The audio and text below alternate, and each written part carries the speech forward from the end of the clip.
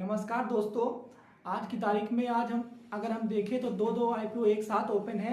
HDFC finance का IPO और concord biotech का आईपीओ। इन दोनों आईपीओ में से किस आईपीओ में हमें अप्लाई करना चाहिए, किस को छोड़ना चाहिए, और इसके अलावा किस आईपीओ में हमें लॉन्ग टर्म के लिए अप्लाई करना है और किस आईपीओ में हमें शॉर्ट टर्म के लिए लिस्टिंग गेन के लिए अप्लाई करना है। तो इसको लेकर काफ़ी लोगों के मन में कंफ्यूजन है। काफ़ी पहला पॉइंट हम बात करेंगे इन दोनों आईपीओ को हम ग्रे मार्केट के बारे में। ग्रे में हम इस कंक्लूजन पर पहुंचेंगे कि हमें किस में अप्लाई करना चाहिए। इससे आपकी काफ़ी सारी हेल्प हो पाएगी। आपको किस आईपीओ में कुछ मार्केट प्रीमियम की अगर बात करें तो लिस्टिंग गेन के हिसाब से हम कंपेयर करते हैं तो सबसे ज़्यादा जो लिस्टिंग गेन अगर हमें मिल सकता है तो एचडीएफसी फाइनेंस का ग्रे मार्केट जो प्रीमियम चल रहा है वो लगभग 260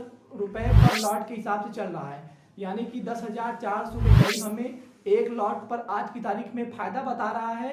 तो सबसे पहले एचडीएफसी फाइनेंस का आईपीओ का ग्रे मार्केट का प्रीमियम जो है तो लगभग 40 रुपये पर शेयर के हिसाब से 260 शेयर का लॉट है, जो कि 10,400 रुपये हमें एक लॉट पर आज की तारीख में फ़ायदा बता रहा है।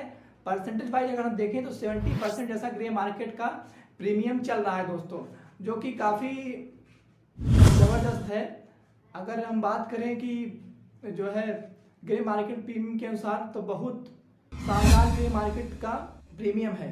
कॉनकॉर्ड बायोटेक के आईपीओ की तो उसका ग्रे मार्केट का प्रीमियम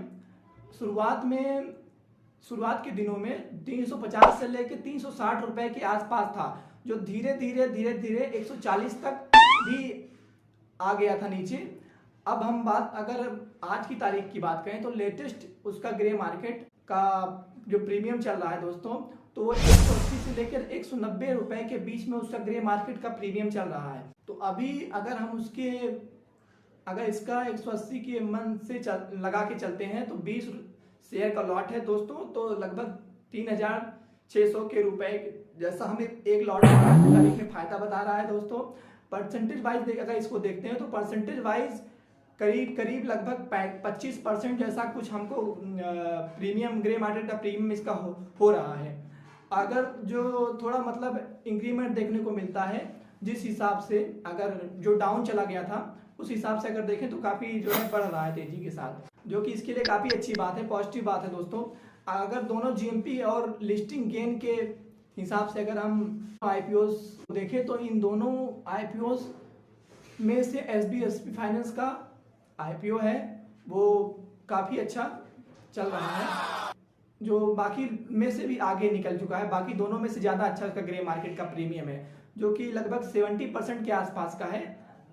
इसका अगर तकरीबन अगर हम बात करें तो लगभग 25 से 30% ज़्यादा है बाकी दूसरे आईपीओ से। सबसे पहले हम बात करेंगे एचडीएफसी फाइनेंस की आईपीओ के आगे दोस्तों। दूसरा पॉइंट अगर हम देखेंगे सेक्टर की, तो आईपीओ का जो सेक्टर है वो काफ़ी अच्छा है। लॉन्ग टर्म के हिसाब से अगर हम बात करें तो लॉन्ग टर्म के हिसाब से कंपनी अच्छी नज़र आ रही है। कंपनी का जो सेक्टर है वो फाइनेंस एनबीएफसी फाइनेंस का सेक्टर से बिलोंग करती है, जो लोन प्रोवाइड करती है। और जैसे हो गया, लेकिन सेक्टर हमारी बात करें सेक्टर तो काफ़ी कॉमन सेक्टर है, जैसे बहुत सारी कंपनीज और ऐसी बहुत सारी कंपनीज हैं जो मार्केट में इस सेक्टर से जुड़ी हुई और लिस्टेड भी हैं, और बहुत से अनलिस्टेड कंपनी भी खूब सारी हैं। और मार्केट में ऐसा नहीं है कि कोई भी एचडीएफसी फाइनेंस की ज़बरदस्त लीडर पोजीशन है। नॉर्मल आईपीओ है दोस्तों, नॉर्मल कंपनी भी नॉर्मल है। बाकी ओवरऑल अगर देखें तो इसके फाइनेंशियल मजबूत हैं, फाइनेंशियल के हिसाब से रेवेन्यू भी के अंदर, प्रॉफिट के अंदर भी ग्रोथ है। और लास्ट 3-4 सालों के अंदर इसके एनम में ज़बरदस्त ग्रोथ देखने को मिली है, जो लगभग 44% के सीजीआर से ग्रोथ देखने को मिल रही है। अगर सेक्टर वाइज बात करें तो ये यूनिक कंपनी नहीं है। बाकी कॉनकॉर्ड बायोटेक का जो आईपीओ है उस कंपनी को हम अगर देखें तो वो कंपनी जो है एपीआईज मैन्युफैक्चर करती है, एक्टिव फार्मास्यूटिकल इंग्रेडिएंट, यानी कि एपीआई कंपनी मैन्युफैक्चर करती हैं पर इसके अंदर एक खास बात है कि ये कंपनी जो है फर्मेंटेशन बेस्ड एपीआई मैन्युफैक्चर करती है। जो फर्मेंटेशन बेस्ड एपीआई क्या होते हैं दोस्तों, इसके अंदर लीडिंग पोजीशन है। मतलब इसका अगर बात करें लगभग 20% मार्केट शेयर इस कंपनी का अकेले रखती है। जो कंपनी को इसके आसपास के जो कंपटीटर हैं ये इसके लिए जो है काफ़ी पॉजिटिव बात है दोस्तों।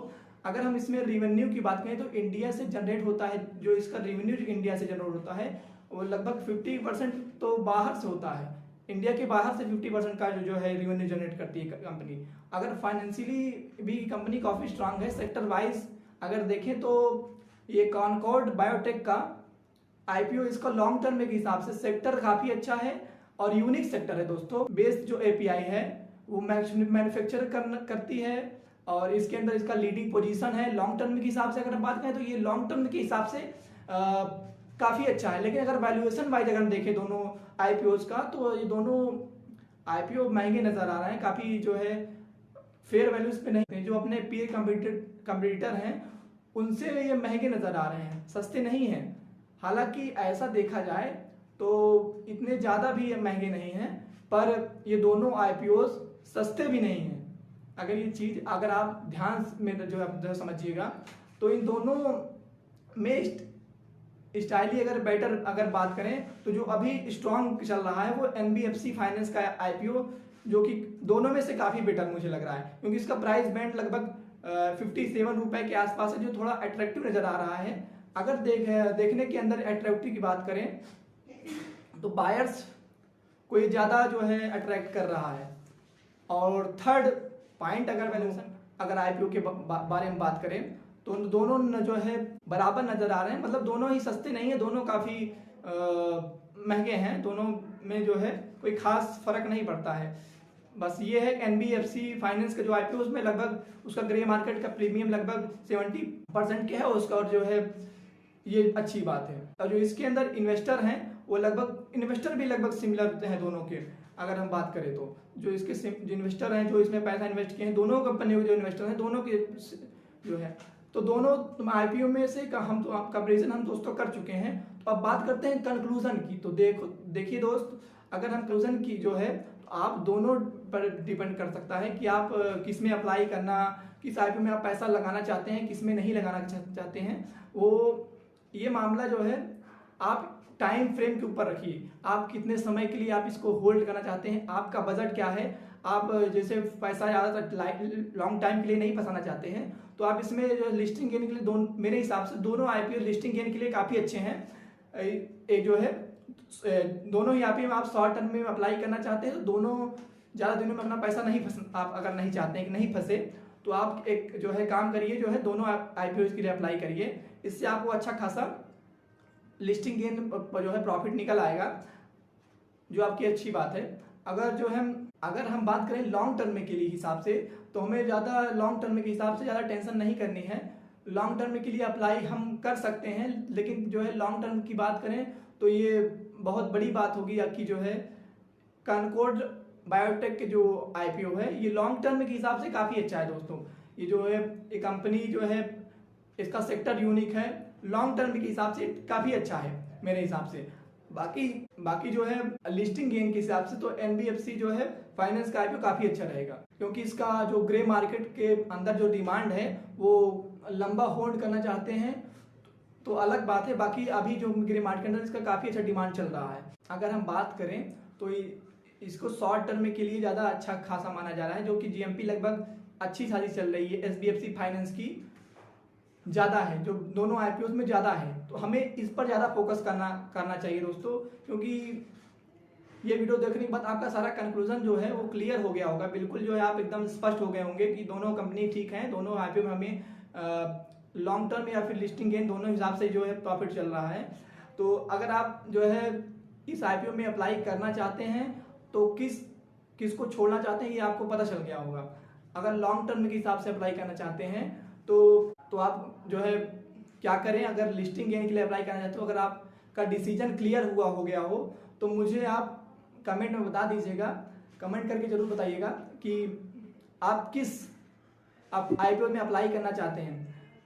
और किसको छोड़ना चाहते हैं। और इसके लिए दोस्तों कोई भी डिसीजन लें तो अपना रिस्क और अपना एनालिसिस खुद लगाएं, क्योंकि बाकी मैं अपनी बात करूं तो दोनों आईपीओज में अप्लाई करने के लिए सुझाव देता हूं कि ये काफ़ी अच्छे आईपीओज हैं। और स्टॉक मार्केट में रिलेटेड जानकारी के लिए आप हमारे चैनल को सब्सक्राइब कर सकते हैं और कमेंट करके हमें बता दीजिए कि आप कौन से आईपीओज में पैसा लगाने वाले हैं और कितने लॉन्ग टर्म के हिसाब से लगाने वाले हैं या फिर शॉर्ट टर्म के हिसाब से।